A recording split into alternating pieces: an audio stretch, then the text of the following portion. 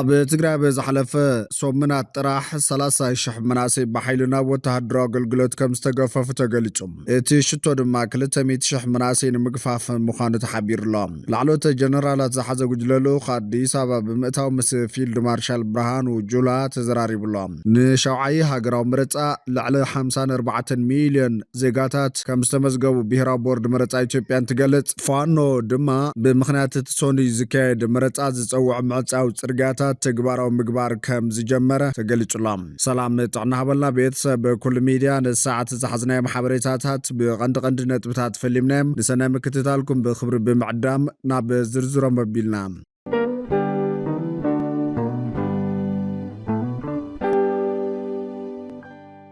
أب تقرأ بزحلف صومنات طرح 30,000 مناسب بحيلنا وتهدرا قلقلت كم استقفف تقلتهم اتشتور ما كلتا 100,000 مناسب مقفاف مخانة حبير الله كاب تقرأ زوطو حبريتاتات كم زملاختو أب زحلف حيدة صومنات بكل تقرأ زجمر بقندب هزباويان حرنة تقرأ واحد زكاير زولو سفيحن قددن وتهدرا قفا مناسي تتناخير قتل الله نزعمت ازمولا تقبار تقايمهم كاب ململا ويدماكا قفا نمملات زفتون عمايت مناسيات أب تحت غير كم زاتو لعل عصرت دما بحيلتات تاب استتكوست ايد كم استقتلوا وي بخبير كم استقودوا ارغاغي صملو تنفلفلات نتفصامه بقربا زكتاتو لسبات كم زبلو زي عينت قدود ململان مقتالن كم هغراو غبن كينات كمدب زخل ازيو حدغنا تغباريم نزكبير قدود ململا بزملكت ريتو زهاب مهور تግራይን نطافي محبرا ميدان شويتو داسي بوغونو هوحاتن منسات تግራይ بعطوق حيلي فرارحن يقددن كبل قلچوم ازي تغبار زي نسباو مسلات بخبير مغاس طراي زيكونس نمصان تسفان حدا ملء ولدو بغتا اب حدغا زوتو متقعات يلوم هوحات داغماينا بسلطان دحر مملاسو اب كلن كابيتات تግራይ بالعلم منسيات زفصم زلو جاملاوي ناي مسارن مغفافن منقساس بزخفن بزسفحن ملكع بمغصالو اب ملات زوبا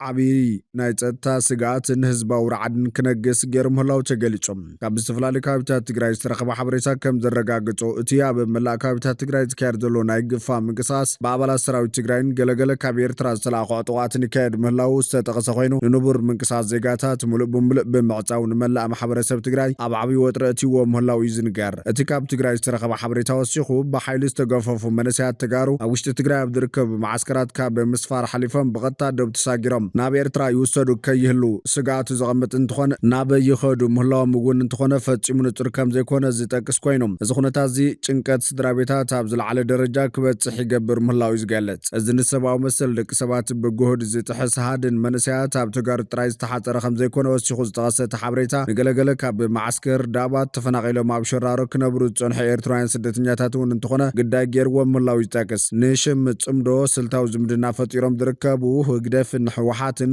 ድሕንነቶም ንምውሓሲሎም ኣብ ልዕሊ ዝተሰደዱ ኤርትራውያን ስደተኛታት ግድድን ዘይሓላፍነታውን ሃደን የፈጸሙ ምላዎም ወሲኹ ዝገለጸት ሓበሬታ ንህግራዊ ሕግታት ብቁልዕ ብምጥሓስ ብሓይልን بزيدليتهم ناب ኤርትራ ይመልስዎም ከም ዘለውን ናብ ይኸዱ ምህሎም ውን ንጹር ከም ዘይኮነን ወሲኸረድዮም እዚ ንስደተኛታት ናብ ዘይውሕስ ቦታ በሓይሊ ናይ ምምላስ ተግባር ኣብ ውሽጢ ሕብረተሰብ ሓፈሻዊ ናይ ድሕንነት ቅልውላው ይፈጥር ምህላው ዝተገለጸ ኮይኑ ተግባራት ክልቲኦም ሓይልታት ነዞባ ዝርብሽን ዝኸፈ ሰብኣዊ ሓደጋ ዘውርድን ብምዃኑ ህግራውያን ትካላት ተጣበቕቲ ሰብኣዊ ምስላትን ማሕበረሰብ ዓለምን ህጹጽ ፖለቲካውን ዲፕሎማሲያውን ጸቕጥ ክገብሩ ዝጠልብ ምዃኑ ሓበሬታ ኣረዲዩ ዘላ ኢትዮጵያ ካብ ዝመጽእ ሶሙን ሶኔት ሒዛ ሃገራዊ ምርጫ ከተካይድ መደብ ሒዛ ምህላዋ ዝፍለጥ ኮይኑ ምስ ገዛ ሰልፊ ብልጽግና ኣብ ምፍታሕ ዝርከብ ውድብ ሕወሓት ድሕሪታ ብዝመጽእ ሶሙን ማለቱን ሶኒ ዝካየድ ሃገራዊ ምርጫ ኢትዮጵያ ኩናት ክውልዕ ይኽእል እዩ ካብ ዝብል ስጋት ተበጊሱ ሃደን መንስያት ይካየደሎ ዝብል ስኽፍታ ብምፍጣሩ መንስያትን ብርክት ዝበላ ስድራቤታትን ናብ ማእኸል ኣዲስ ኣበባ ክገዕዙ ይረአ ምህላው ፍልፍላት ኣመላኺቶም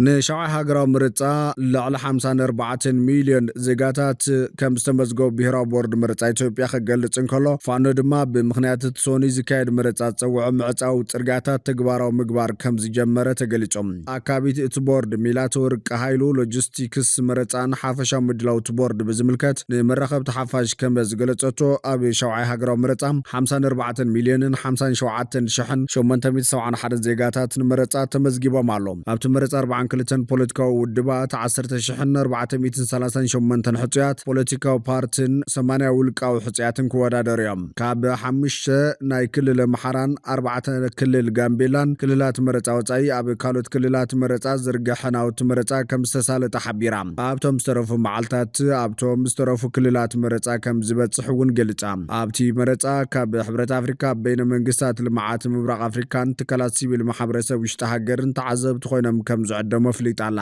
4 ጉንበት 2018 ዓ.ም ካብ ንጉ 12 ሰዓት ጀሚሩ መረፃ ከም ዝካየድ ሓቢራ መሰረት ሰሌዳ ግዘ ቦርድ መረፃ 4 ጉንበት 2018 ዓ.ም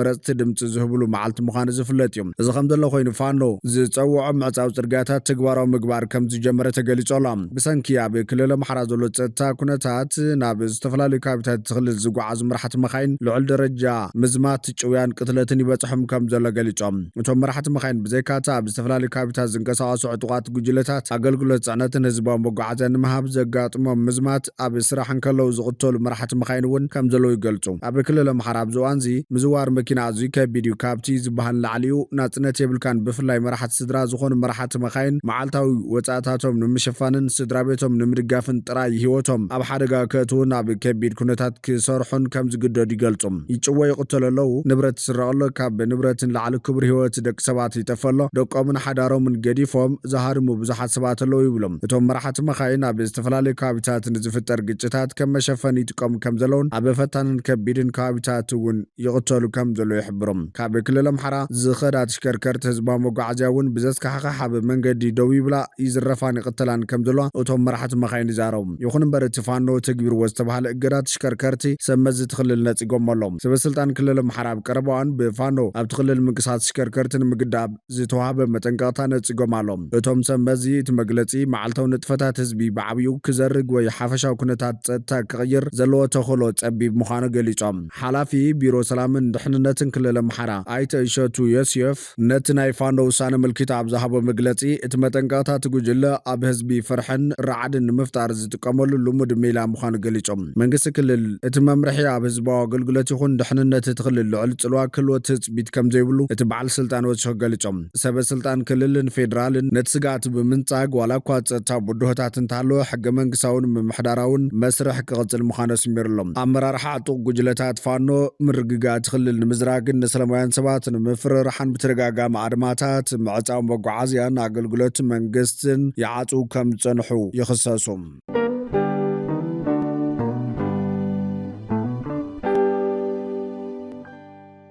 ላዕለዎት ጀነራላት ዝሓዘ ጉጅለ ልኡኽ ኣዲስ ኣበባ ብምእታው ምስ ፊልድ ማርሻል ብርሃኑ ጁላ ተዘራሪቦም ብዘየተኣማምን ህግራውን ዘባውን ሰላም ልምዓትን ዕብየትን ምርግጋጽ ይካልን ክብል ፊልድ ማርሻል ብርሃኑ ጁላ ገሊጹ ብዘየተኣማምን ህግራውን ዘባውን ሰላም ልምዓትን ዕብየትን ምርግጋጽ ከም ዘይካል ላዕለዋይ ኤታማዦር ሹም ሓይልታት ሰራዊት ፊልድ ማርሻል ብርሃኑ ጁላ ገሊጹ ኣሎ ፊልድ ማርሻል ብርሃኑ ጁላ ምስ ብላዕለዋይ ኤታማዦር ሹም ሞዛምቢክ ጀነራል ጁልዮ ዶ ሳንቶስ ጃኔ ዝተመርሐ ጉጅለ ልኡኽ ኢትዮጵያን ሞዛምቢክን ቅድሚ ሕዚ ተፈራረምኦ ስምምዕ ክልታዊ ወተሃደራዊ ምትሕባር ናብ ዝለዓለ ብርኪ ንምብፃሕ ዝዓለመ ዘተካይዶም ፊልድ ማርሻል ብርሃኑ ጁላ ኣብ ዝዋን ከም ዝበሎ ኢትዮጵያን ሞዛምቢክን ዝፀንሐ ታሪኻዊ ርክብ ዘለዎን ሃገራት እየን ኣብ መንጎተን ሃገራት ዘሎ ታሪኻዊ ርክብ እውን ኣብ መትከላት ሓድነትን ጽንዓትን ፓን ኣፍሪካኒዝም መሰረት ዝገበረ ከም ዝኾነ ተዛሪቦም ካብ ቀረባዋን ጀሚሩ ርክብ ክልተን ሃገራት ናብ ዝለዓለ ምዕራፍ ከም ዝተሰጋገረ ብምግላጽ ኣብ ምሕዝነት መሰረት ዝገበረ ርክብ ክልተን ሃገራት ምጥንኻር ሰላምን ድሕነትን እንትዞባ ንምሕላው ዝለዓለ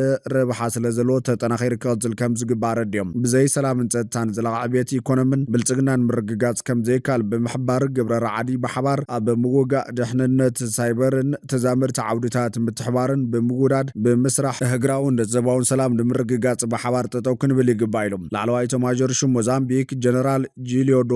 ሳንቶስ ጃኔ ብግድኡ ክልተን ሃገራት ኣብ ዝተፈላለዩ ዓውድታት ወተሃደራዊ ምትሕባር ብሓባር ምስራሕን ህግራውን ዘባውን ሰላም ንምርግጋጽ ዝለዓለ ረብሓ ከም ዘለዎ ገሊጾም ምስ ኢትዮጵያ ብኩሎም ምድያዊ ዓውድታት ወተሃደራዊ ምትሕባር ተዋዲድና ምስራሕና ኣብ ትምህርትን ስልጠናን ሰፊሕ ልምድን ተመክሮን ንምርካብ የኽእለና ምባሉ ዝተረኸበ ሓበሬታ ኣመላኺቱሎም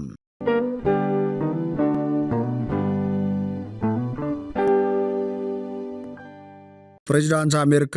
ትራምፕ ምስ ላዕለወት ኣማኸርቱ ብዓርቢ ኣኼባ ኣካይዶም እዛ ኣኼባ ምስ ኢራን ዝተገብረ ምቁራት ተኩሲ ንምንዋሕ ዘኽእል ማዕቐፍ ናይ መወዳእታ ውሳነ ንምሕላፍ ዝዓለመ ኮይኑ ብዛዕባቶም ዝስዕቡ ስጉምታት ግን ግልፂ ከይኮነ እዩ ተዛዚሞም ትራምፕ ኢራን ኒኩለሳዊ ኣፅዋር ወይ ቦምባ ፈፂማ ከም ዘይህልዋ ክትስማዕማዕ ኣለዋ ከምኡውን መጻብ ሆርሙዝ ንኹሉ ዘይተገደበ ምንቅስቓስ መራኸብ ብክልቲኦም ፍትክፍት ክኸውንን ኣብቲ መስመር ማይ ዘለዉ ነተግቲ ክእለዩ ከም ዘለዎምን ገሊፆም እታ ኣኼባ ዓበይቲ ቅልውላዋት ንምፍታሕ ኣብ ዘገልግል ክፍሊ ህፁፅ ኩነታት ዋይት ሃውስ እዩ ተኻይዶም ኢራን ቅድሚ ሕዚ ኣብቲ ሙሉእ ብሙሉእ ንሰላማዊ ዕላማታት ጥራይ ከም እተውዕሎ ደጋጊማ ዝገለፀቶ ናይ ኒኩለር መደባታ ክትዘራረብ ከም ዘይትደሊ ገሊፃ ክልተን ሃገራት ብሓሙስ ኣብ ሓደ ስምምዕ ማዕቐፍ ኣፍልጦ ዝረኸበ ናይ ምርድዳእ ሰነድ ተስማዕሚዐን ነይረን ላዕለዎት ሰበስልጣን ክልተን ሃገራት ክታሞም ከዕርፍሉ ጥራሕ ድማ ይፅበ ነይሮም እዚ ስምምዕ ንምቁራት ተኽሲ ንስሳ መዓልታት ከም ዘናውሖን ብዛዕባ መጻኢ ኒኩለሳዊ መደብ ኢራን ዝርርብ ከም ዝጅመርን ተገሊፆም ሓደ በዓል ስልጣን ኣሜሪካ ንሲቢኤስ ኒውስ ኣብ ዝሃበ ሓበሬታ ፕሬዚዳንት ትራምፕ ንኣሜሪካ ጥራይ ዝጠቅምን ንናቱ ቀያሕቲ መስመራት ዘማልን ስምምዕ ጥራይ ዝገብር ኢራን ፈፂማ ንኒኩለሳዊ ኣፅዋር ክትውንን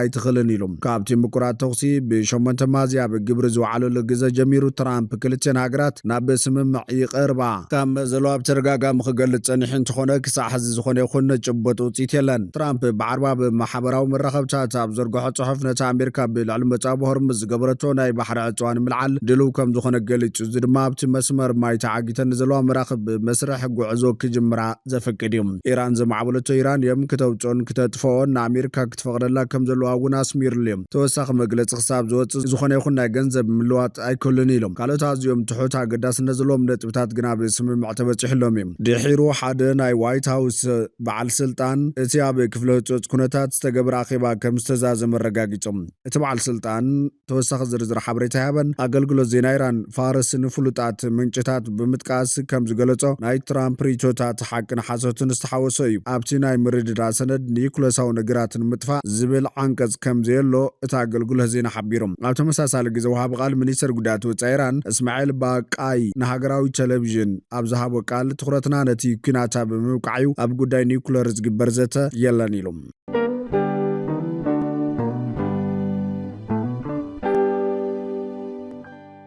ፍትዋትን ክብራትን ቤተሰብ በኩል ሚድያ ነሰዓት ዝሓዝናዮም ሓበሬታታት ነቶም ክትከታተልዎም ዝፀናሕኩም ይመስሉ ነይሮም ንሰናይ ምክትታልኩም ብምምስጋን ኣብ ዝቕፅል ብካልኦት ሓበሬታታት ክሳብ ንራኸብ ንምድለዋትና ላይክ ሼር ንሚድያና ሳብስክራይብ ብምግባር ቤተሰብ በኩል ሚድያ ይኹኑ